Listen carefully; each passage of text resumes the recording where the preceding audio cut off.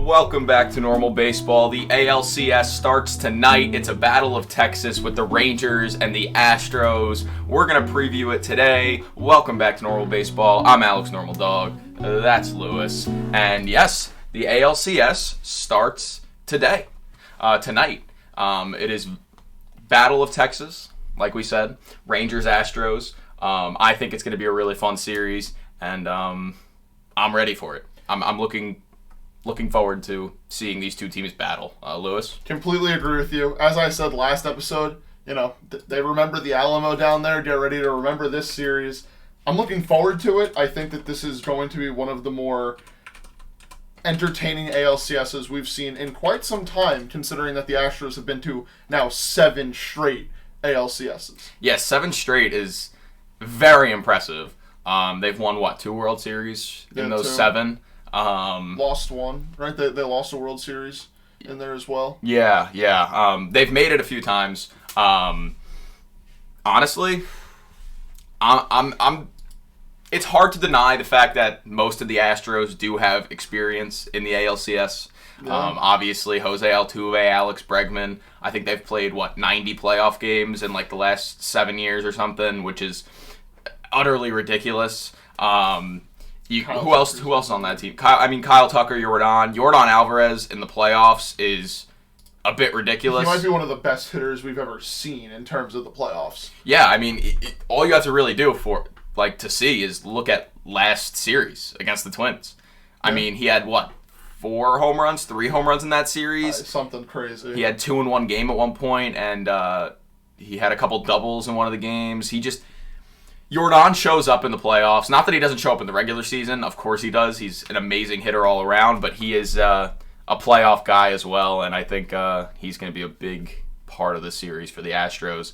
Looking on the Rangers side, not too much playoff experience. However, you do have a guy who's won a World Series MVP in your home stadium in Corey Seager. Yeah. So I think Corey Seager is going to be a catalyst for this team. What do you got? Honestly, the Rangers, that's where if you want to start there, I will also start there. I am looking forward to seeing, Corey Seager and Marcus Semien playing in these super high leverage, meaningful games when we know the type of players that they have been throughout their careers and the way that they've played so far this playoffs. Not just them, honestly. It's their entire lineup has been spectacular. It's been amazing. Bringing up a guy like Evan Carter, who has literally no MLB service time and out of nowhere is becoming one of the best hitters in their lineup and best defenders too, is insane. Looking forward to seeing how some of these Astros pitchers navigate getting 3 outs out of this lineup each inning. Because that is a tall task right now. Yeah. The Rangers really are part of the circumstance of getting hot at the right time, because we've seen them when they go cold, and it's not very good at all, especially with that bullpen that's a little weak. But like you said, their lineup is just as strong as any lineup out there. You mentioned Evan Carter, who, the rookie, and he's just kind of come up and done crazy things considering. Yeah, definitely crazy. I think getting 3 outs in this lineup is hard, but if there's any pitching staff that's going to do it with ease, it's going to be the Astros, because that Astros pitching staff is insane. Same thing with their you look at their bullpen. When you compare these two teams' bullpens, it's not even close. The Astros have arguably the best bullpen in baseball. Left standing, yes, I can get behind that. Even if we're talking left standing, we're just comparing it to the Rangers at this point. Yeah. And their bullpen really does surpass. They don't need their starters to go 7 innings every single game in order to stay in the game.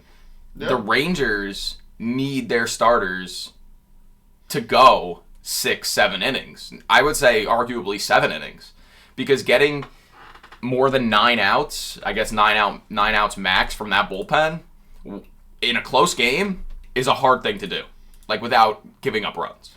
Yeah. So I think that's going to be the key for this series for the Rangers, is getting their starters to go far deep into games, because they've had success with that so far this postseason. You look at Jordan Montgomery.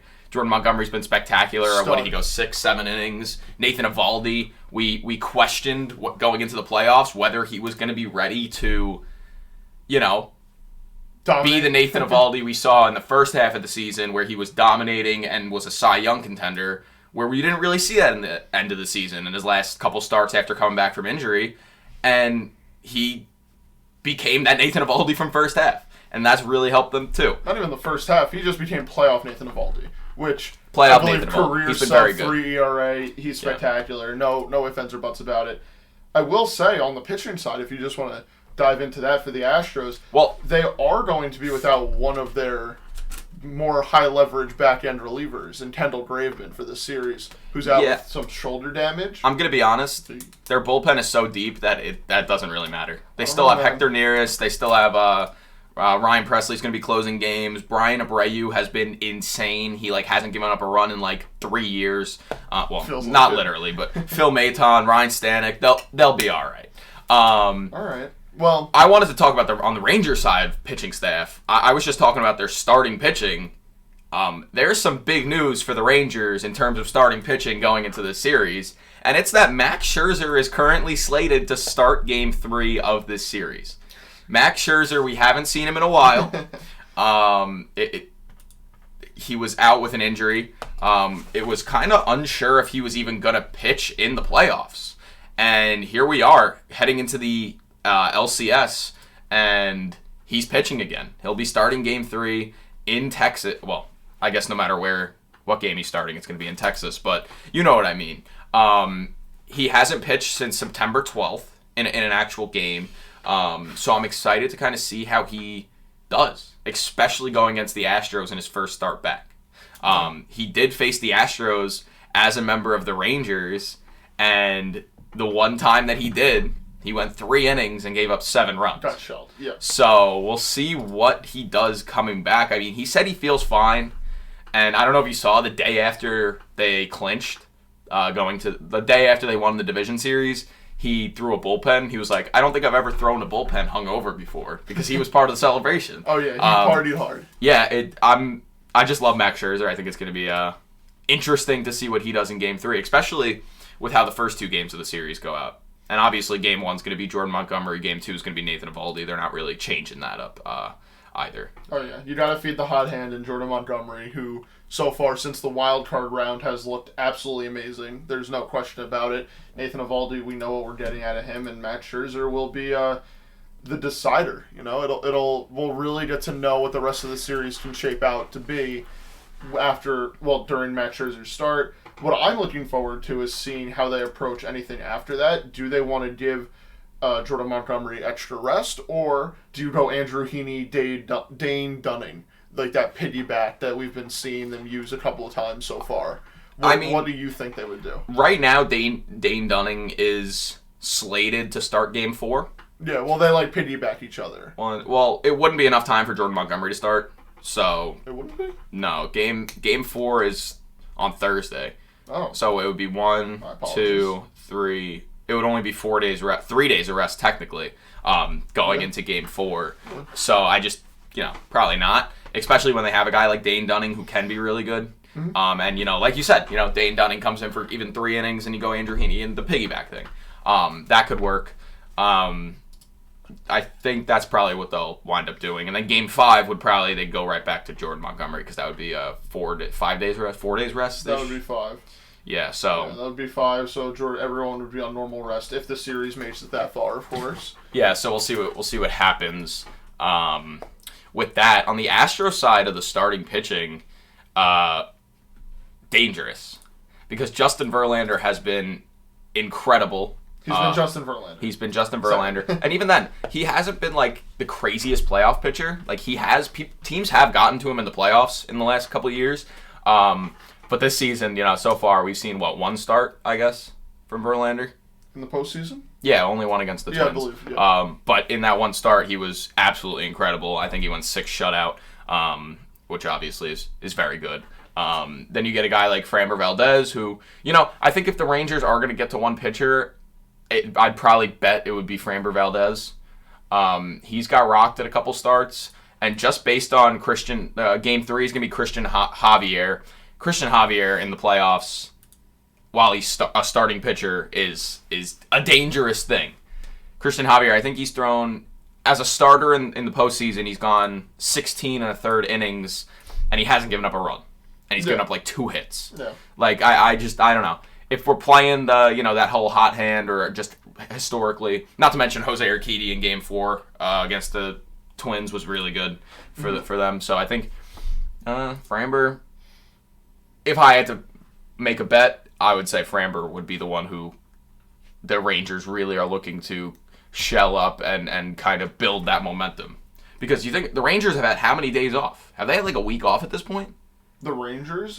When did they win that series? When was that series won? They swept. A long time ago, no? Yeah, no. It was a long time ago. I'll give you that much. They did, right? They swept. Yeah, they swept Baltimore. So I hope that, I hate the excuse of, for the top seeds, we had the bye, we're not going to be good. Mm-hmm. But, when a team's as hot as the Rangers as hot as the Rangers are, you tend to not want to have a break. You want to just keep going. You want to play every single day. You're feeling good. So I'm interested to see if the Rangers hitting stays as hot as it was against Baltimore. Yeah, well, I mean, we'll definitely find out. I assume that Texas is going to have a completely different approach against the Astros pitching compared to how they approached the Orioles' younger, less experienced pitcher. I think the big thing to look out for is how, and I think I've already said this, is how the Astros pitching navigates 3 outs around this lineup. Like, are we going to see guys going more for contact outs? Justin Verlander has the stuff to strike out 20 in a game, honestly. Let's be real. He hasn't been recently. Right, but he hasn't of recently, so will he change his approach? Will the Astros say, like, hey, let's get those curveballs a little bit more up in the zone and just get them to roll over it? Let's try to work it that way, because I don't know how good these guys are going to be, especially if Corey Seager is going to be taking 9 walks in 3 games. There's a big problem. Seager's going to be an issue. Seager is a good playoff hitter. He's a good playoff player. Great. And getting him out is going to be probably the toughest task for this Astros pitching staff. Yeah, it's going to be problematic. It is going to be pretty problematic. I don't know. The thing that I worry about most with the Astros lineup is their younger guys at the bottom. On Fangraphs, they have Nathaniel Lowe, Josh Jung, and Leody Taveras as their 7, 8, 9. Yes, they can do that's really a good 7, 8, 9. Yes, they can do really well, and I think that they showed that in the Baltimore series that, they belong in that lineup, of course. But Nate Lowe was a little he was a little cold until Game 3 of that series. He did get a homer in Game 3, but I will say in the first 2 games, and even against the Rangers, he was a little cold. So I will say, though, the playoff experience and know-how of how to handle the big moment from the Astros side might be able to overcome the Rangers 7, 8, 9 in terms of the hitter-pitcher matchup. I think especially you're going to see it in Game 1 against Justin Verlander that, JV might go out there and toss 7 innings of damn near perfect baseball just because it feels like some of this lineup is a little bit too young for the big moment, or inexperienced for the big moment right now. Yeah, and I mean, if you look at Verlander, the only time Verlander faced the Rangers this season, he went 7 innings, 1 earned. So I think he really will feast off that bottom of the lineup. And I think if he can, he's going to be mainly focused on that top half of the lineup. But again, with the Rangers, what if he underestimates a guy like Evan Carter? What if he underestimates a guy like Josh Jung? Rangers could get to him if he. Obviously, I'm not saying he's gonna just not try, or he's gonna think, these guys aren't getting hit off me, but just doesn't take him as seriously and makes a mistake, and it's the guy that you don't think it's gonna be. It's not gonna be the Corey Seager. It's gonna be the Josh Jung. It's gonna be the Evan Carter. So I think the kind of guys you wouldn't think of are the guys you're gonna have to look out for in this series, I think. Yeah. But if there is a mistake to be made of not looking out for certain players, I think that's more on the Rangers might underestimate how well some of the players in the Astros lineup can be. I mean, we all know about their 1 through 5, essentially. Jose Altuve, Alex Bregman, Yordan Alvarez, Kyle Tucker, Jose Abreu. We know those guys. Those guys are playoff vets. Kyle Tucker, honestly, I think, as of right now, looks the most promising, considering that he's the youngest and is getting all this experience and looks this good doing all of it. But hey, Chas McCormick can tag you up. Michael Brantley, we saw it in Game 3, can tag you up. Joey Pena, if he gets hot, could win an ALCS MVP and, hell, even a World Series MVP if they make it that far again. And big guy you forgot, Jose Abreu. I said it. I said his name. But needs to be stressed how good he's been in the playoffs, right? This season, this playoff.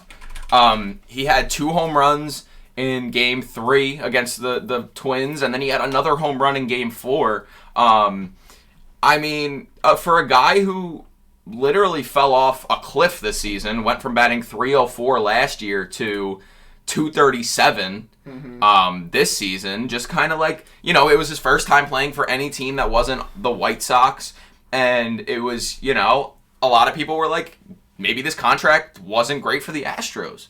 But now in the playoffs, he's, 5 for 16, so batting .313, 8 RBIs, 3 homers. He's just turned it all around, and this is the Jose Abreu that most Astros fans thought that they were going to get the entire season. Yeah. And honestly, I'm okay. I'm okay with his bad season now, as long as he, still continues to play good this series, because it makes up for it. So I think Jose Abreu is a guy to look for if he's going to stay hot.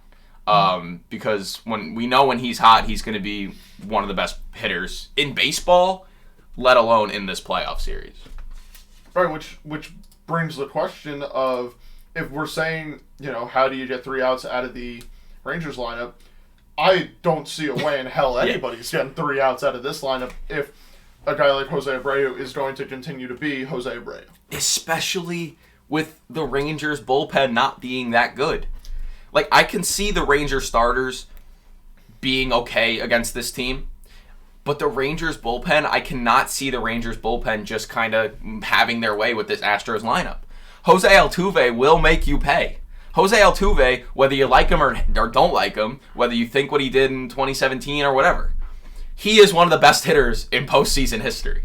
Yeah. When you look at the grand scheme of things, Jose Altuve has been one of the best hitters in postseason history. You look at a guy like Alex Bregman, who I think saying all these guys, just the experience that they have in the playoffs, it's just second to none. It's just insane.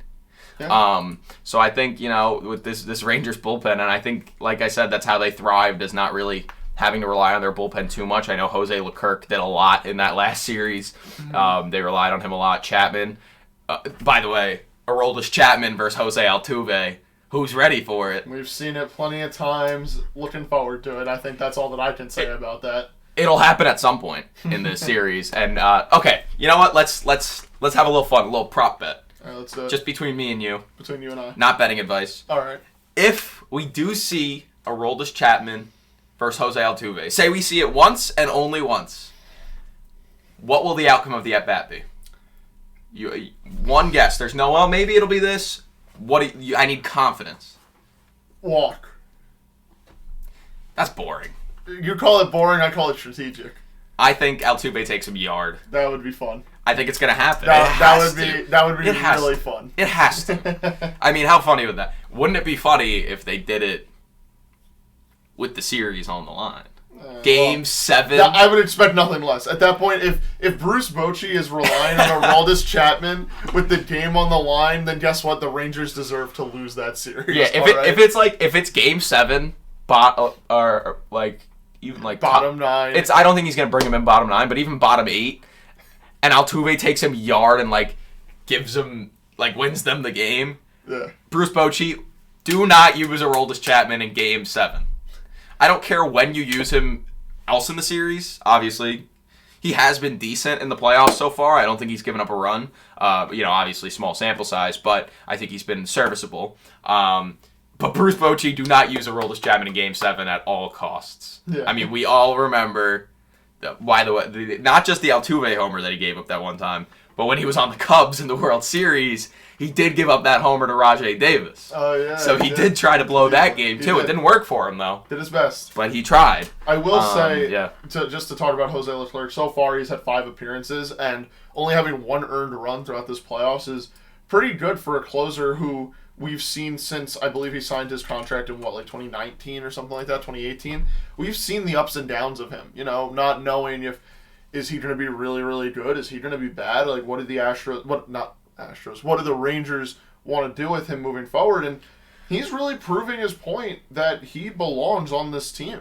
With this little postseason run, definitely a very good stepping stone. They've shut down the Rays, which we thought was a very good lineup. They shut down Baltimore, which I personally consider to be one of the best lineups in the postseason. Now they're going in to face the Astros, which undoubtedly is the most experienced lineup left in the postseason. Yeah, this is going to be the biggest test for them so far because the Rays, you could have argued that they were frauds. I mean, I've seen people say it. Yeah, not to mention, argued that. you look at their record against above 500 teams or whatever you want to look at. And then the Orioles, young team, no playoff experience. So whether you want to say that they are prepared for the Astros, this is going to be a huge test for them. And it's going to be fun to watch. By the way, Leclerc has a save this postseason. Not that they've had too many save opportunities, just because they've been blowing teams out. They've just been blowing teams out. But he only had 4 saves in the regular season. He was not their closer during the regular season. He's kind of taken that role over Will Smith and Aroldis Chapman. By the way, the fact that they even attempted Chapman at their closer role is kind of nuts to me. Kind of fun. But yeah, I'm happy for Leclerc. He's fun to watch. He brings energy. It's fun. So, Astros fans, if you're not too familiar with Jose Leclerc, you'll probably see him in a couple games if the Rangers have the lead. I don't know where else could we go with this. I mean, we talked about the Rangers' powerful lineup. We talked about their flaws in the pitching staff. Talked about who's going to be out, who's going to be in. Which lineup? Ready? Here you go. This is a good little question. Which lineup do you think will hit more home runs this series? The Rangers. Rangers. I think the Rangers. I think the Astros definitely can kill you with doubles and singles and however, but I think the Rangers love scoring off home runs. I mean, Adolis is going to homer a bunch. Semien, Seager. I'm going to go with the Rangers. Why? What do you think? I think it's the Astros. Between the playoff performance, Jose Altuve, that we get year in, year out, Kyle Tucker and Yordan Alvarez, I mean, those 3 guys, I think, could out-homer the entire Rangers lineup. It's tough. It's tough because it could go either way. Yeah. It's not like you're talking like Orioles and Rangers. Like that series, definitely Rangers. Because the Orioles, they don't hit too many home runs, but the Rangers are a big home run team. And it's not like... These 2 teams are both big home run teams. So. And it's not like we're back in 2019 with the Twins and Yankees that literally it felt like their seasons in 2019 relied on home runs. They only scored off of home runs. Right. These teams are both built to, yes, hit the long ball, but also I think they can score any which way possible, as you just said. I'm looking forward to it. I think this is going to be... I mean, at this point, I think it's guaranteed that it's supposed to be one of the best series that we have left. Yeah, I think it will be. I think this is going to be, obviously, first time these 2 teams have played in the playoffs ever. So the Battle of Texas in the playoffs has never happened. No. I believe the Astros were 9-4 against the Rangers in the regular season. So they kind of did beat up on them in the regular season. They did. But obviously, none of that matters now. It's playoffs. The only thing that matters right now, is Game 1, which is tonight. Mm-hmm. So we'll see what they do. And as far as the series, that's all I got. Want to throw out a prediction? Prediction. Let's do a couple prop bets first. Okay. So let's see. Corey Seager over under 6 walks in this series. Under. I think he's gonna mash. Or 5.5, I guess. I think he's gonna mash. I think I'll have 6. So I'm going over. Okay. Okay. Over on 5. Way to show the hand. Do you have any that you want to throw out there? Kyle Tucker, over under 15.5 bases for the entire series. 15.5. Homers 4. No. Under. Okay. Total bases. Okay. Homer is 4 total bases. Under. Okay. Under. Walks don't count as total bases. Yeah. Just hits. So yeah, I'm gonna go under. Okay. I have some. Why don't we go? I might go over on that one. Okay. Why don't we go through these lineups? Just the lineups. We don't have to go through pitching. And say who we would rather have, how they stack up against each other. So here we go. So first base, you have Jose Abreu and Nate Lowe. Right now, Jose Abreu. I'm gonna say in the grand scheme of things, it's tough. See, that's so tough. Jose Abreu had a bad regular season, but is awesome in the playoffs so far. Nate Lowe had a really good regular season and hasn't been as good in the playoffs. I'm gonna go with Jose Abreu. Yeah, you have to. Second base, Jose Altuve or Marcus Semien. That's a big one. I'm going Altuve. You have to. As of right now, with Playoffs. Jose Altuve's playoff experience, you have to go Altuve. Yeah. Okay. Third base, Alex Bregman and Josh Young. Bregman. I'm going Bregman too. Just playoff experience again. It's the edge is just right. Shortstop, Jeremy Pena or Corey Seager. I'm going Corey Seager. You got to go Seager. Pena, yes, did win CS MVP last year, but Corey Seager is I guess they're both World Series MVP. That was a year ago. But yeah, Seager's more proven. Seager's more proven. He was also had one of the greatest seasons a shortstop has ever had, hitting wise, which went really under the radar just because he missed a few games in the beginning of the season. I think he missed 40 games. But even then, still had an incredible year. Yeah. Could not agree with you then more. we move on to let's do catcher. So we're gonna mix Martin Maldonado and Yainer Diaz in here because they both will be playing in the series. For the Rangers, we can also mix Mitch. I don't know. We can mix Jonah Heim and Mitch Garver, I guess. No, just Jonah Heim. Yeah, it's just Jonah Heim. Yeah, Mitch Garver's been DHing a lot, so I'm gonna be honest. Although the combination of Yainer Diaz, and Martin Maldonado is amazing in terms of what the Astros do on a night-in, night-out basis, I still think I'm going to go with Jonah Heim. There is a reason why he started in the All-Star game. I think that his bat's more reliable, and he can give you the best of both worlds, where there's no need to worry about it. Yeah. Yeah, I mean, obviously Maldonado is not too much of a threat on the hitting side of the ball, but he can get you a little bit, and obviously that playoff experience is there. Yainer Diaz has also been really impressive to me. 23 home runs in the regular season, batted .282. I'm going to go with Yainer Diaz / Martin Maldonado over Young. And then we'll go to the outfield. Right field, we have Adolis Garcia and Kyle Tucker. My God. Who do you pick? I'm going to be honest. I think the right thing to do is to go with the more experienced guy, the guy who I believe will be one of the top players in baseball for a long time, Kyle Tucker. I think it's only fair. He's so dominant and under the radar in that Astros lineup that it's hard for a lot of people to appreciate him. But man, Kyle Tucker is good. Yeah, if we're talking just who I'm taking Kyle Tucker. Yeah, no ifs, ands, or buts about it. Center field, you have Chas McCormick and Leody Taveras. Who would you go with? See, it's tough, but I'm definitely going with Chas McCormick. Okay. If we're talking about, we're not just talking about for the series, who would you rather have on your playoff team. We're talking who would you rather have on a team. So I'm saying Chas McCormick. He put together, he's one of the most underrated players in baseball, in my opinion. Yeah, he is underrated. I'll give you that. I fear that you're about to pick Leody Taveras. Yeah, there's a part of me that wants to take Leody Taveras. It's just not right. I don't know, man. I don't know. Yes, I understand what you're saying, but I think Chas had less at bats than Taveras this season, and he had more homers, more steals, higher batting average. I don't know. I personally would take Chas McCormick. Yeah, I can understand the argument. I think the upside of Leody Taveras is what kind of sucked me in. I think the upside of Chas McCormick is so much better. Anyway, right. I think Chas McCormick clears. I don't even think it's close, but I respect it. All right. We're talking left field now. Michael Brantley for the Astros and Evan Carter for the Rangers. You got to feed the hot hand, Evan Carter. I'm going Evan Carter too, just because Michael Brantley's a little older. If we're talking, who I'd rather have on my team. Yeah, it's going to be interesting what the Astros want to do when they do play in Arlington, because right now hiding Michael Brantley in that really small left field is okay. Okay. Yeah. But now in that big left field down in Arlington, who do you really want to put there realistically is a big question mark. Yeah, I don't know.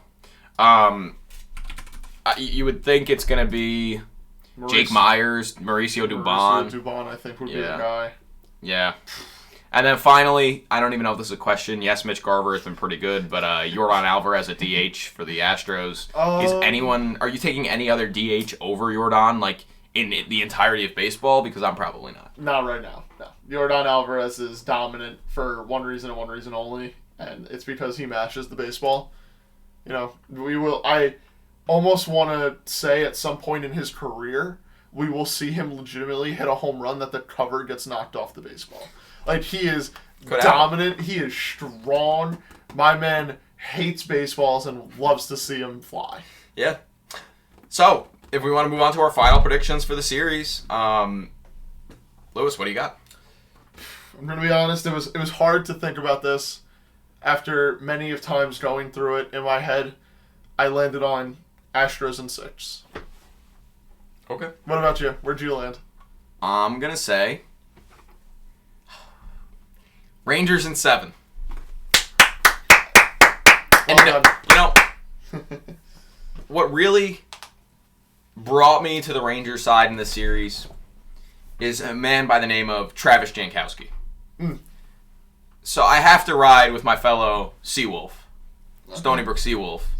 And Travis Jankowski, I hope he gets an at-bat in this series.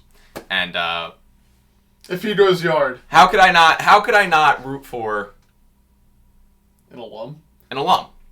A Stony Brook alum. How can I not root for? Really searching for that alum word. Yeah, I think Rangers in 7. Well, mostly because I think if they're going to do it, it's going to have to be in 7.